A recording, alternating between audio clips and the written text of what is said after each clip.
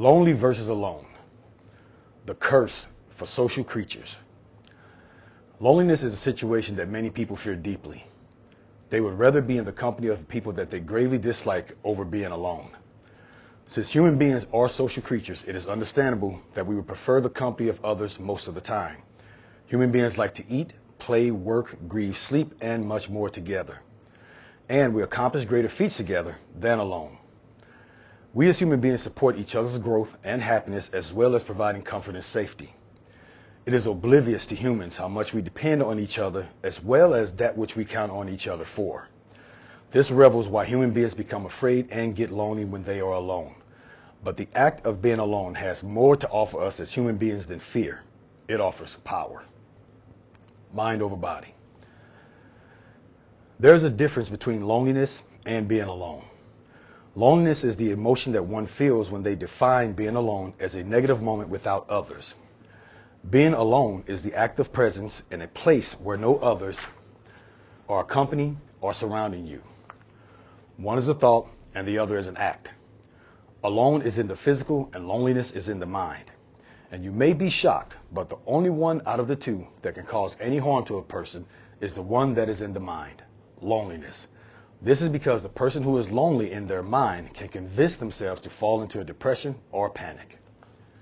Blessed loneliness. To be alone is to be with only ourselves. The warrior does not fear moments with himself. In fact, he must look forward to them as there are moments when he is not distracted from himself. To enjoy being alone is to enjoy being with yourself. It is time to evaluate, study, and recalibrate who we are and what we do. There is so much that we can do with ourselves when we're alone that there shouldn't be time for thoughts of loneliness to even enter our thoughts. And we must admit that it is ironic for us to dislike being alone with ourselves while at the same time expecting others to enjoy being alone with us. It doesn't make logical sense. If we can't stand being with ourselves, how can we expect anyone else to stand being with us? See yourself in loneliness. The embracement of loneliness and practice of being alone combined, art of alone, create a specialty mindset of mental strength that is a treasured requirement in the fabric that weaves the warrior's edge. It is an opening of the mind that erases the imaginary fear of loneliness from our thoughts so it can no longer bully our decision making. This frees us to see things that we once were afraid to look at and to go places where we never would have taken ourselves. This widens our options, nurtures our self-assurance, piques our curiosity, charges our ambition, and vitalizes our courage. Get to know yourself. When alone, we are free to think and process our thoughts without the distraction or influence of others. This is where we get to calmly meet and learn who we truly are. When high-stress moments invade our life, our inner self is what receives the mass of the pressure. How we will respond at that moment will be heavily determined by what we honestly think of the self that we know deep inside, and if we trust our self-relationship enough to face the deed. Well, if we never spend time alone with ourselves, how can we trust or even know ourselves? And these are the moments where people crack under the pressure. Finally, alone. High-stress moments pull loneliness straight to the forefront of our thoughts, even if we are surrounded by other people or friends. That's because the people present don't matter because they can't help you. The situation positions you to have to handle it alone.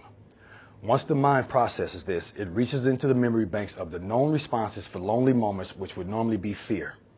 But if you have practiced the art of alone by embracing loneliness and practicing being alone, your memory bank of loneliness will be stockpiled with an arsenal of calm, self-realization, confidence, and ambition that is ready to handle the task at hand. All because you reprogrammed your mind to translate loneliness as progress and positivity. Practice makes perfect. We must practice the art of alone to cultivate this life advantage mindset. Here are some exercises that you can do. Lock yourself in your bathroom with nothing for extended periods of time. Allow yourself to get so bored that your mind will go into its own thoughts. Practice regulating what you're thinking and controlling emotion. Do this 2 to 3 times per week for 30 minutes to an hour. Number 2, go alone to visit a place of nature such as a vacant spot on the beach, woods, mountains, a building, riverside, cemetery, etc. Don't bring distractions. Be mindful that you are there and of what it is that's there with you. Number 3, spend a couple of minutes every morning after awakening, sitting alone in calm thought and breathing. Practice well the art of alone, and you can program yourself to respond the way that you want to respond during high stress moments, making these moments a task instead of a threat. The art of alone is very, very important, especially for the warrior and everyday people. We are led by distractions. We wake up to an alarm system that tells you to get up. I don't know how anybody can wake up. I cannot remember a time I've woken up to an alarm system. If I do use an alarm, and I'll even say to you, use something that wakes up slowly and quietly. Music, soft music that you like, not no hard rap song or rock and roll song. That causes immediate stress, and that sets your pace for the day to be stressed. And then all these people are demanding you get to work, turn here, red light, green light, blah, blah, blah, give me coffee, blah, blah, blah, do this, do that. All this stuff starts happening. So we never even learn to connect with ourselves. That's where our self-discovery goes to crap. Now we got all these emotional problems. We need to be on all these drugs, or we need to go to all these mental health people that we dumping all this money into. And all it is the fact that you're just letting everything and everybody in the world command you except you. So this being alone, this chapter is very important. And these things that I say in here, especially I like to say, on the sitting in the bathroom, it has to be where you won't be disturbed or sitting somewhere alone. When I say alone, that doesn't mean bring your cell phone with you. That doesn't mean read a magazine or read a book. When you do that, you're taking your mind again to somebody else's stuff. And I speak this really, when I say, being alone, that means also you can't have pets. Pets are I love pets. I'm an animal lover more than you guys. I feed wild rabbits and birds, and I can feed bugs sometimes. So I love animals. However, I understand that they're animals. They're not human beings. Okay. And when you're going somewhere to be alone, if you have an animal with you or a pet, you are not alone. That animal, as we know, especially dogs, which pretty much the only animal you can take with you somewhere, they're like having a 7-year-old child. They demand your attention every second of the moment. Now, some dogs get older, they may not, but I just want you to understand that being alone is you by yourself, and you cannot stand being by yourself. You have a serious problem, and it's going to ruin your life. You're going to ruin relationships, everything like that. You have to learn to stand being totally alone. And you'll see it'll clear your mind, and then that's what happens, because when a fight happens or an incident happens, and something where your life is in danger, I always say this when, if you ever get attacked, hopefully God not, but you're walking down an alley and that guy steps out who is not playing with you. He is there and he is going to hurt you.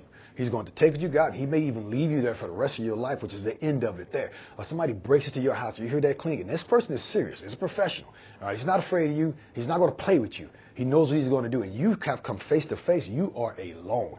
I don't care whoever else is in the room with you. It's between you and that person. And the first thing you're going to do is go into your mind and you're going to say, can I trust myself? Am I going to do what I'm supposed to do? Am I good enough? Will I pull this trigger? But you don't have time for that. You have to already know. Like I say, martial artists, we don't get nervous over bumps in the night. True martial artists, we hear a bump in the night, we say, it's hunting time. You're in my territory. Because I know what I'm going to do. I know I'm comfortable with myself. So whoever you are, and if you're really good, I'm cool with that. This is going to be a great fight. But right now, I'm not going to hide you from you. You're not going to hunt me in my home. I'm going to hunt you in yours. And matter of fact, in this alleyway, wherever that you think is your alley, I'm going to turn into my alley. And I'm going to reverse this whole situation. But all that starts with learning, to the difference between being alone and being lonely. Take time, go be alone. It'll make you a stronger person. It'll make you a healthier person. Get to learn, listen to your heartbeat, feel your heartbeat. Listen to your breathing patterns, and you probably can notice on the recording that I breathe really heavy, but that's because both my nostrils are swollen shut. I can't breathe through my nose. Never have been, even for my fight career. I had to breathe through my mouth the whole time.